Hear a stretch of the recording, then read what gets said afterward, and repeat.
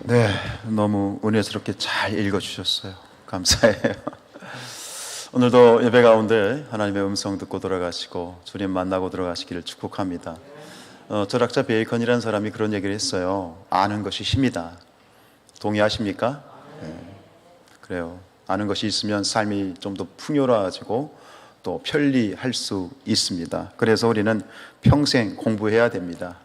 우리 박창근 사님 이 팸플릿 지금 나이가 60인데 그지? 이렇게 또 열심히 배우셔가지고 또 은혜스럽게 찬양도 해주시니까 얼마나 좋아요. 제가 어떤 교육학자가 그런 얘기를 하는 걸 들었는데 아이들이 어릴 때부터 꼭 한 가지를 악기를 배워야 된다라고 얘기하더라고요. 피아노를 하든 뭐하든 악기를 하나씩 해야 그 삶이 정서적으로 굉장히 좋다는 얘기를 들었어요. 저도 거기에 대해 굉장히 공감을 합니다. 어쨌든간 여러분 우리가 아는 것, 암이라고 하는 것, 지식이라는 것이 굉장히 우리에게 소중한 일인데, 그러나 세상에서 세상의 지식 가운데 가장 중요하고 가장 고상한 암이 있습니다. 가장 고상하고 중요한 지식이 있습니다. 그것은 어떤 지식입니까? 예수님을 아는 지식입니다. 예수님을 아는 지식이에요. 호세아 선지자가 이렇게 말했죠. 내 백성이 뭐가 없으므로? 지식이 없음으로 망하는 거예요. 그러니까 우리가 삶에서 이러저러한 지식과 많은 걸 배우게 될 때 그걸 통해서 삶이 좀 편리해지고 삶이 풍성해지죠. 조금 더 넉넉한 그런 풍성한 삶을 살 수 있는데, 그런데 예수님을 아는 지식은 그런 차원하고는 다른 문제예요. 예수님을 알고 모르고는, 예수님을 모르면 좀 불편하고 예수님을 알면 조금 편한 삶이 아니에요. 예수님에 대한 지식은 생명의 문제예요. 아멘이에요? 예수님은 생명이 있어요. 예수가 있으면 생명이 있는 것이고 내 안에 예수가 없으면 뭐예요? 사망이 되는 거예요. 그래서 예수께서 뭐라고 말씀하셨죠? 나는 생명의 떡이다 라고 말씀을 하셨죠. 예수님은 누구신가? 라고 했을 때 우리가 이제 지난 주부터 이 질문에 대한 답을 이 요한복음을 통해서 찾고 있는데, 요한복음에는 예수님이 당신 자신을 직접 고백하고 있죠. 나는 누구다. 헬라어로 뭐라고요? 에고, 한번 유식한 척 해봅시다. 따라합시다. 에고 에이미. 에고 에이미. 나는 누구다. 영어로 I am 이란 뜻입니다. 그러면서 지난 시간에 첫 번째로 예수님께서는 당신을 이렇게 고백하셨죠. 나는 생명의 떡이다. 여러분, 예수님은 생명이십니다. 그리고 십자가를 통해서 그 생명을 우리에게 주셨습니다. 그리고 그 생명이 내 안에 있습니다. 그렇기 때문에 우리는 영원히 삽니다. 그걸 뭐라고 말하죠? 영생. 예수님은 생명의 떡이 되어주셔서 우리에게 영생을 주셨고, 그래서 우리는 죽어도 저 불타는 지옥불에 떨어지지 않고 영원한 생명인 천국으로 올림받게 될 줄로 믿습니다. 오늘 두 번째, 예수님은 뭐라고 자신을 고백합니까? 나는 세상의 빛이다 라고 말씀하셨어요. 여러분, 예수님은 빛이십니다. 예수님은 빛이십니다. 우리 12절 말씀 읽을게요. 예수께서 또 말씀하여 이르시되 세상의 빛이니 나를 따르는 자는 어두움에 다니지 아니하고 생명의 빛을 얻으리라. 생명의 빛입니다. 역시 앞에서도 예수님께서는 뭐죠? 생명의 떡이라고 말씀하셨는데 이 빛에 대해서도 똑같아요. 세상의 빛이긴 한데 그 빛이라는 건 뭐예요? 생명이다 라고 말하고 있어요. 근데 오늘 이 말씀을 우리가 깊이 들어가기 전에 이 앞에 나와 있는 사건을 우리가 한번 주목해 봐야 돼요. 소위 말하는 간음하다 잡힌 여인과 관련된 사건인데요, 3절부터 쭉 읽어보죠. 서기관들과 바리새인들이 음행 중에 잡힌 여자를 끌고 와서 가운데 세우고, 음행 중에 잡힌 여인이 음행을 하다가 발각이 돼서 이 유대 종교 지도자들과 그리고 유대인들이 끌고 예수님께 찾아왔어요.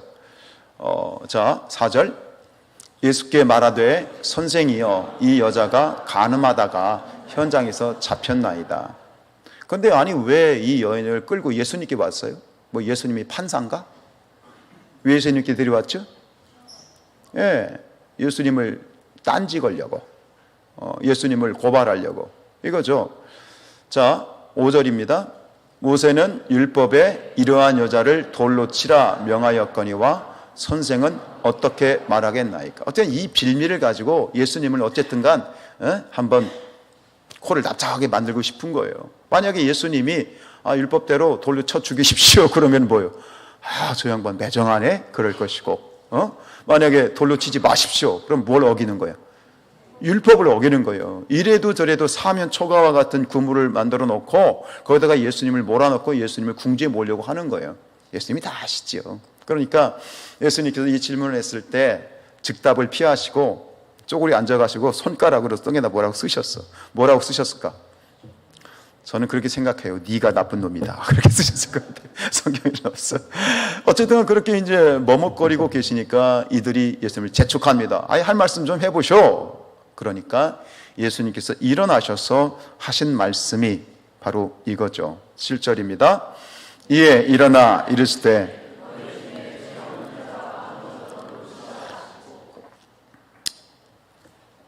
이 말씀 속에 담긴 메시지는 굉장히 강력했습니다. 이게 무슨 말일까요? 죄 없는 자가 먼저 돌로 치라. 이것 때문에 사람들이 물러나잖아요. 더 이상의 어떤 반박을 못 하잖아요.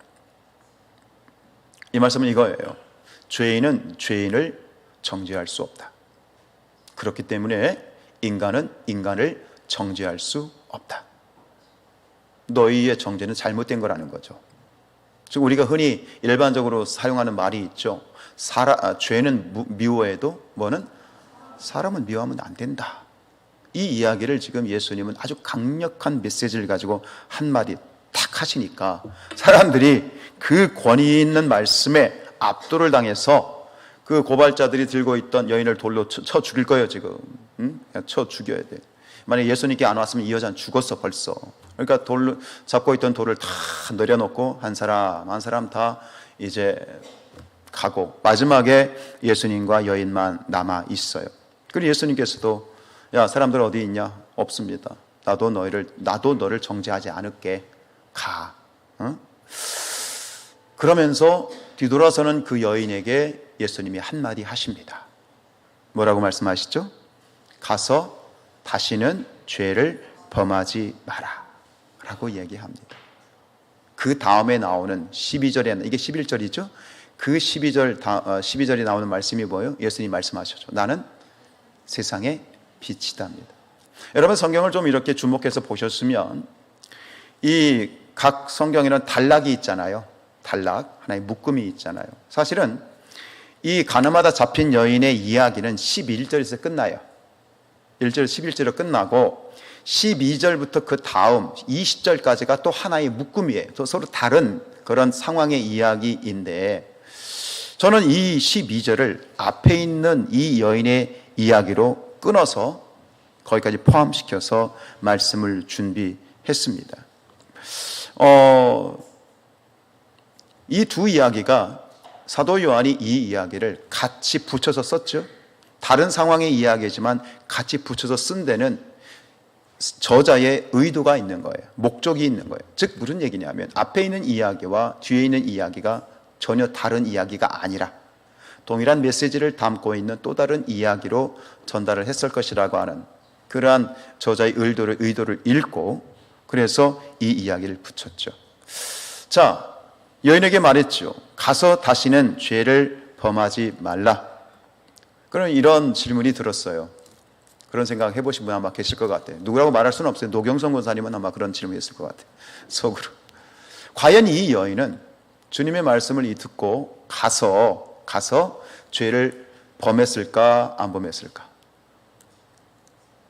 다시는 가서 말씀하셨잖아요. 가서 다시는 죄를 범하지 마라 얘기했잖아요. 그럼 이 여인은 그 이후로 돌아가서 뭐 간음이든 뭐든 죄를 지었을까 안 지었을까? 권사님 너무 여인을 무시하는 거 아니에요? 어떻게 아세요? 근데 이 질문을 그 여인이 어떠할지는 모르죠. 안 나와 있으니까.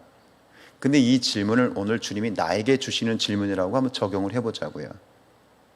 오늘 여러분들은 주님의 음성을 들었어요. 아무개 권사야, 아무개 집사야. 너 이런 오늘 죄를 졌지, 지난 주간 이런 죄를 졌지, 다시는 가서 죄 짓지 마라. 여러분에게 주님이 주신 말씀이에요. 아멘입니까? 다시는 죄 안 지을 거죠? 근데 우리는 압니다. 너무나도 잘 알고 있습니다. 교회 문 밖을 나가서 또 뒤돌아서면 죄를 짓게 될 걸 우리는 압니다. 그래서 우리는 명색이 교인이다 보니 양심의 가책도 있고, 또 그래서 하나님 앞에 회개하고, 또 그거 어떤 좀 죄성이 좀 큰 죄를 지었으면 또 뼛속까지 막 아파가지고 하나님을 아파하기도 하고, 이게 또 우리 신앙의 양심 아닙니까? 그렇다면 이렇게 또 하나님께 물을 수 있습니다.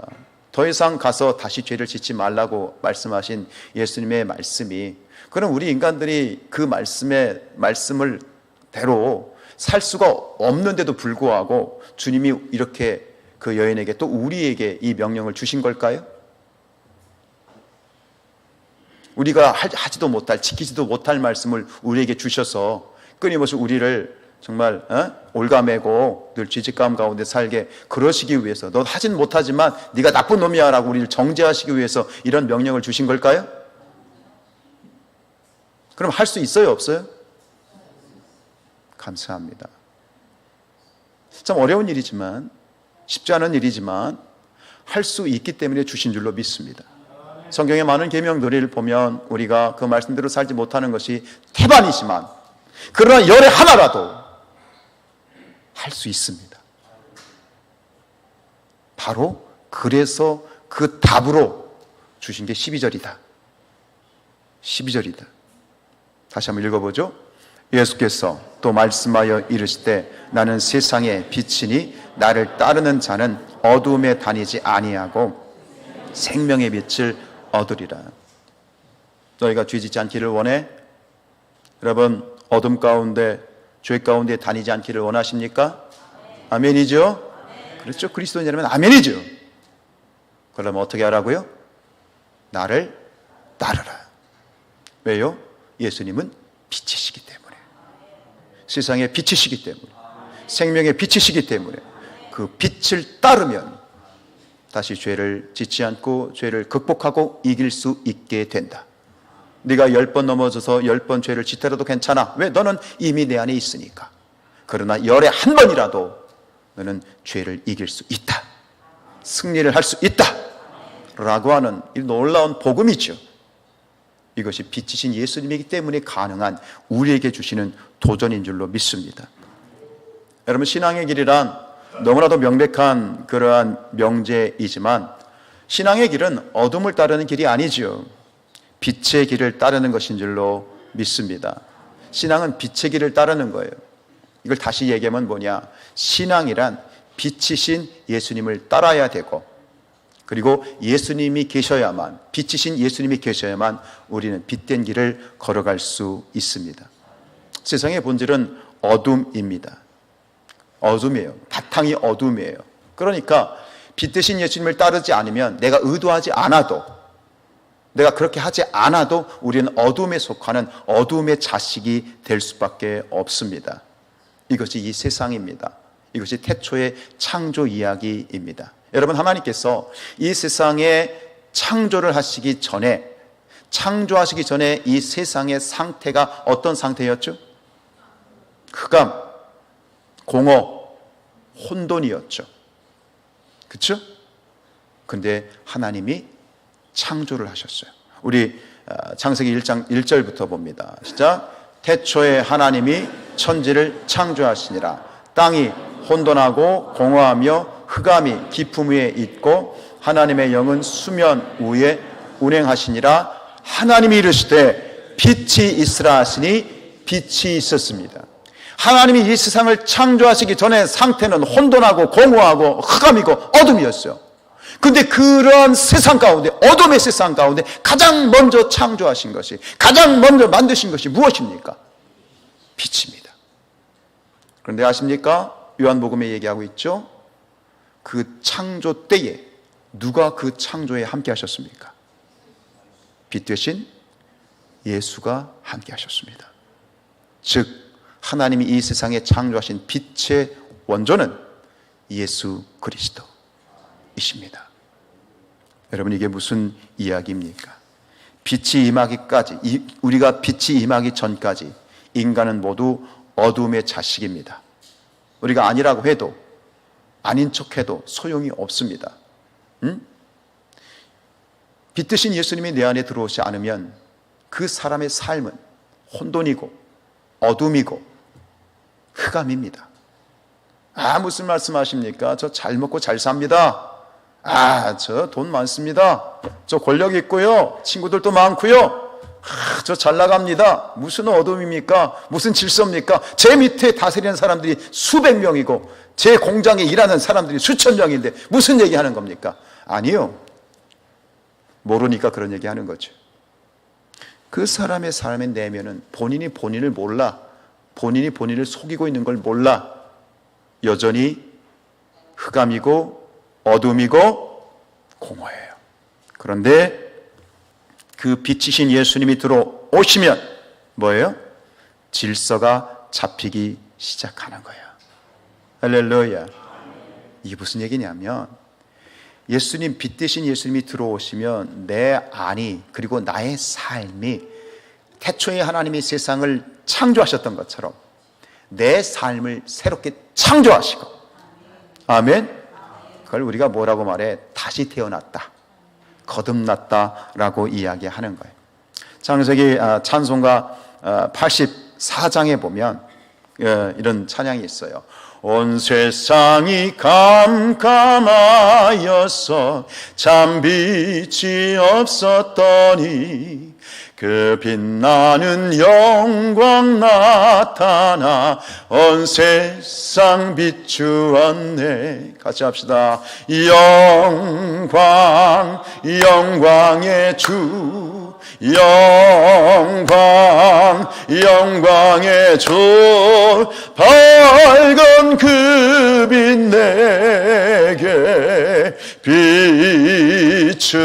비추었네. 이 영광, 이 영광, 이 영광의 주, 이 영광, 이 영광의 주, 이 세상의 빛은 오직 주 예수님.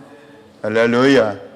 예수님은 세상의 빛이시고 내 삶의 빛이시고 우리 가정의 빛이시고 우리 교회의 빛이신 줄로 믿습니다.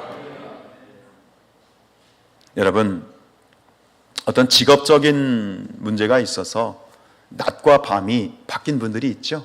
낮에 주무셔야 되고 야간에 일하는 분들, 혹은 아이들처럼 밤새 핸드폰하고 게임하다가 남들 다 일어날 때 잠자리에 드는 사람들도 있고요. 오히려 어둠보다 밝은 빛보다 어둠이 더 이렇게 편한 그런 사람들이 있어요. 여러분, 그렇게 살면 어떻게 되죠? 병들어요. 병들어요. 생각이 병들고요, 몸이 병들고요, 인생이 병들게 돼요. 그래서 이게 직업적인 문제 때문에 이렇게 밤낮이 바뀌어서 생활하시는 분들 보면 그렇게 몸이 늘 좀 불편하다라는 그런 얘기를 제가 들은 적이 있습니다. 여러분, 낮에는 일하고 밤에는 자는 것이 우리의 삶의 몸에 가장 이상적인 것입니다. 정상적인 것이죠. 왜 그럴까요? 하나님이 그렇게 우리를 창조하셨습니다. 그렇게 만드셨기 때문입니다. 그것이 바로 빛입니다. 빛은 창조 질서의 원천입니다. 빛은 혼돈과 공허와 흑암에 질서를 부여하셨죠. 예수님이 빛이십니다. 마찬가지예요. 빛 대신 예수님이 내 안에 들어오시면 헝클어지고 복잡하고 공허하고 혼돈한 것들에 내 삶에 뭐가 부여가 되는 거예요? 질서가 잡히기 시작합니다. 여러분, 이 그림 아마 많이 보셨으리라 생각합니다. 사형리에 나오는 그림인데요. 여러분, 예수님이 내 삶에, 내 안에 들어오시지 않으면 내 삶이 어떻게 해요? 복잡해요. 헝클어지고 질서가 없고 무질서하고 혼돈해요. 근데 예수님이 내 안에 들어오시면 어떤 일이 벌어져요? 삶에 질서가 생기는 거예요. 할렐루야. 이게 빛 대신 예수님의 능력이지요. 예수님이 빛이신데 그 빛이 얼마나 강렬한지 사울의 눈을 멀게 하셨고, 그리고 그 빛의 능력이 얼마나 대단한지 사울의 눈에 덮여있던 눈꺼풀을 벗기시는, 그리고 이전에 보지 못했던 것을 볼 수 있는 새로운 눈을 열어주시는 그 빛, 그것이 예수님의 빛입니다. 여러분, 그 빛이 어디에 있습니까? 그 빛이 어디에 있습니까? 여러분 안에 있습니다. 그 빛이 어디에 있습니까? 내 안에 있습니다. 할렐루야. 얼마나 영광스럽습니까? 얼마나 감사합니까? 빛 대신 예수님이 내 안에 계셔서 우리의 삶이 질서가 잡히는 거예요. 당장 예수님 믿으면 믿는 순간에 모든 것이 질서정연하게 다 잡히는 게 아니죠. 우리가 말씀을 묵상하고 예배하고 기도하고 시간이 흐르면 흐를수록 우리가 주님을 묵상하고 주님과 동행하고 우리가 신앙생활을 하면서 점점 알게 되는 거예요. 그러니까 예수님의 생명의 빛이시다, 예수님의 세상의 빛이라고 하는 증거가 무엇이냐? 바로 여러분이 그 증거인 줄로 믿습니다. 여러분이 그 증거가 돼야 되는 거예요. 할렐루야. 그럼 시간이 지나면서 어떻게 해요? 내 삶에 어느덧 질서가 잡혀가는 삶이 생기는 거예요. 이것을 어려운 말로 뭐라고 이게 성화라고 얘기하는 거예요. 우리가 어떻게 성화는 뭐냐? 빛이신 예수님 내 안에 계시기 때문에 일어나는 거룩한 성화, 거룩한 경건인 줄로 믿습니다. 할렐루야. 그렇습니다. 여러분, 빛이 가지고 있는 그런 속성들에 대해서 이야기를 한 가지 하고 또 오후에 나머지를 이야기하려고 합니다.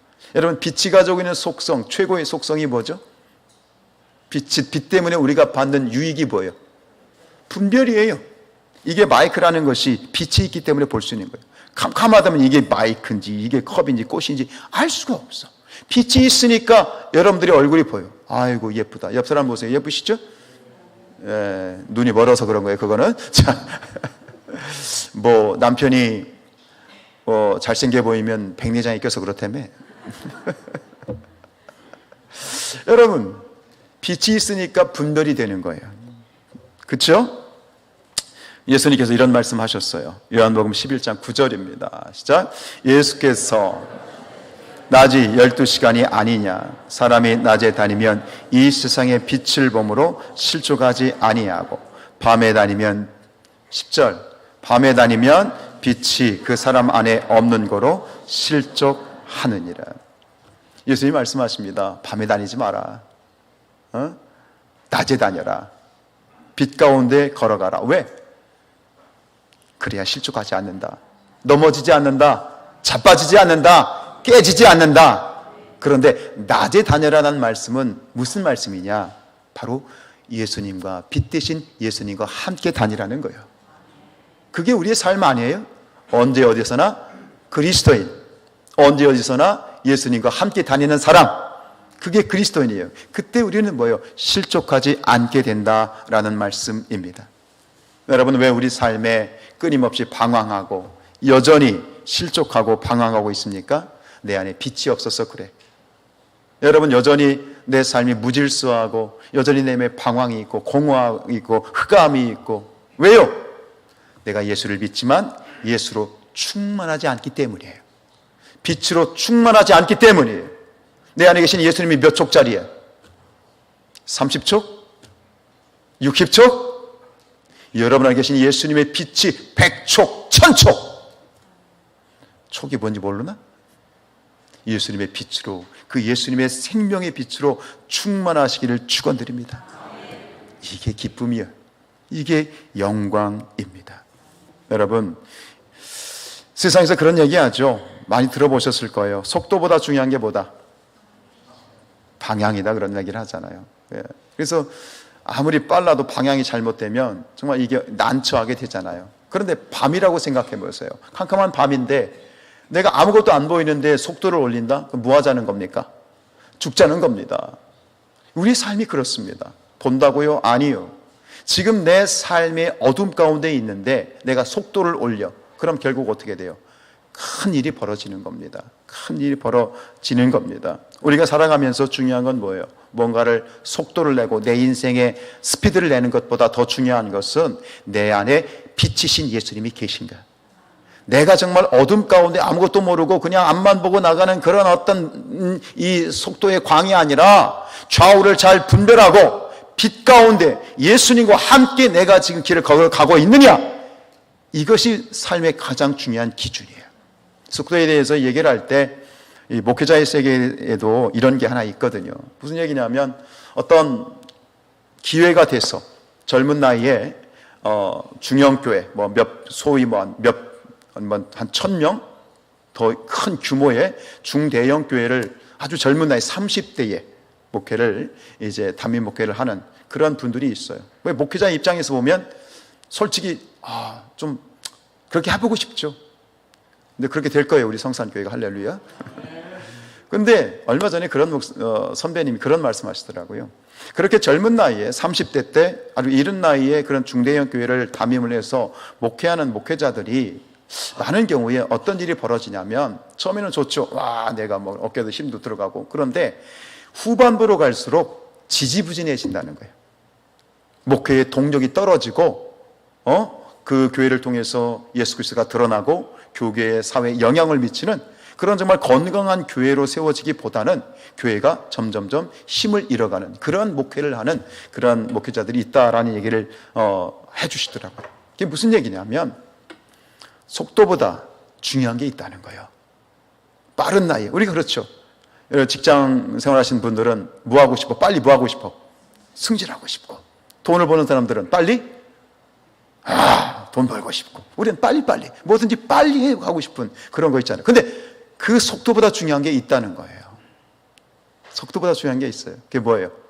우리가 빛 가운데 걸어가고 있느냐, 내가 이 속도 가운데 누구와 함께 동행하고 있느냐, 빛이신 예수님과 함께 가고 있느냐. 이거를 놓치게 되면 그 속도가, 그 속도 때문에, 그 승진 때문에, 그 빠른 뭔가 다른 사람보다 빨리 얻은 기득권 때문에 내가 낭패를 당하고 삶의 활력이 떨어지는 그런 일을 경험할 수 있다라고 하는 거예요.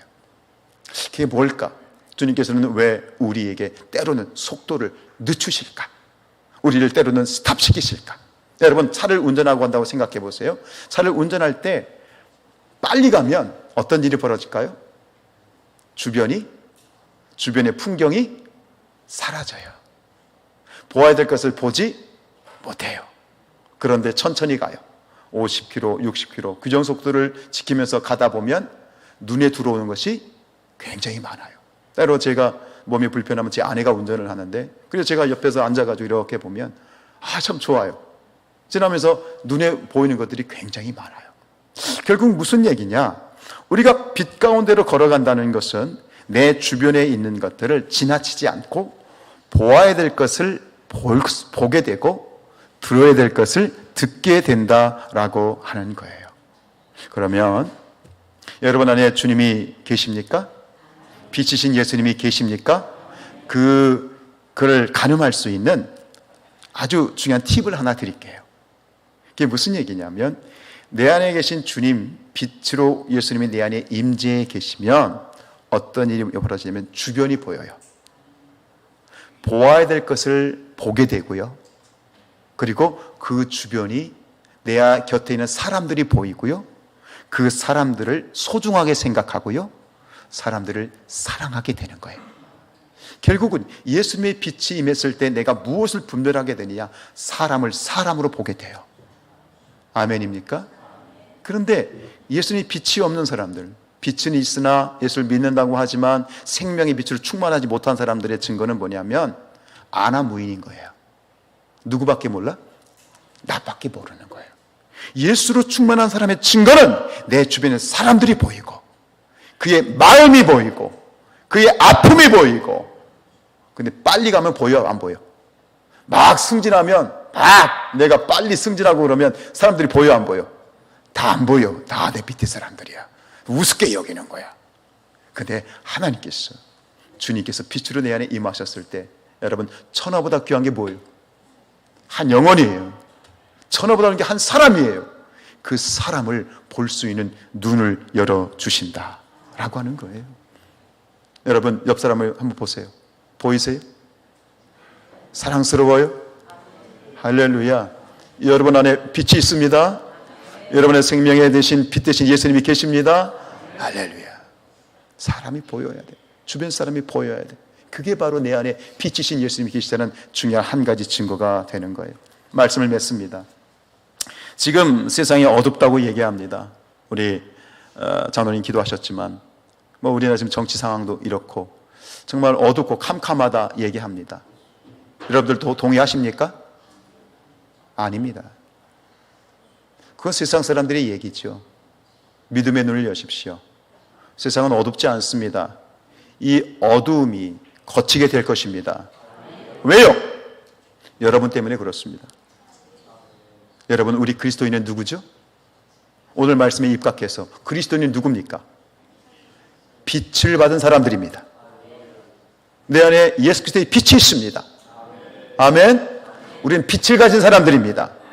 우리는 뭐다? 우리는 빛입니다.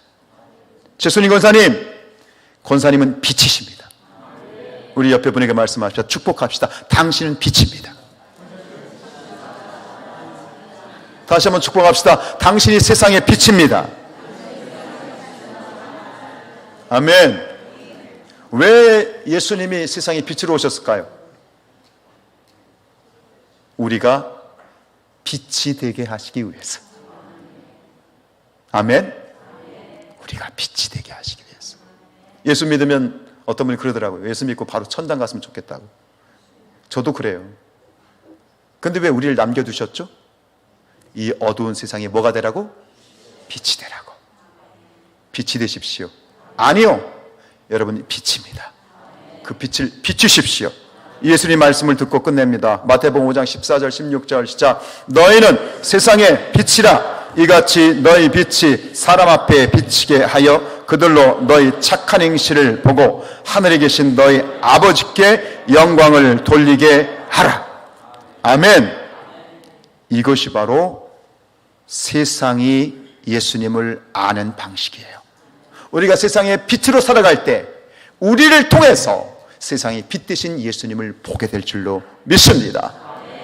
세상의 빛이신 사랑하는 성산의 가족들이여 세상에서 그 빛을 찬란하게 바라는 아름다운 복된 빛이 되시기를 주님의 이름으로 축복합니다. 우리 다